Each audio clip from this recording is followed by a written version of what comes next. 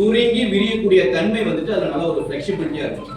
குடல் வந்துட்டு சுருங்கி விரியக்கூடிய தன்மை ஃபிளெக்சிபிளா இருந்தா மட்டும்தான் டாக்ஸின் ஈஸியா ரிமூவ் ஆகும், வெளியில போகும். ஸோ அப்போ கட் ஹெல்த்னு சொல்றாங்க, அவங்க ரொம்ப ஆரோக்கியமா இருந்தா மட்டும்தான் கான்ஸ்டிபேஷன் அப்படிங்கிற ப்ராப்ளம் வராமல். கான்ஸ்டிபேஷன் தான் மெயின் ரீசன் ஃப்ரெண்ட்ஸ். நம்ம லைஃப் என்ன, சாப்பிட்றோம், தேவையான எனர்ஜி எனர்ஜி எதுக்கு தேவைப்படுது, வேலை செய்யறதுக்கு எனர்ஜி வேணும். எனர்ஜி எடுத்துக்கிட்டு தேவையான வெளியே போயிடும், வெளியில போயிடும். உங்களால் முடிஞ்ச கவுண்ட் பண்ணுங்க. Ready start. 1 2 3 4 5 6 7 8 9 10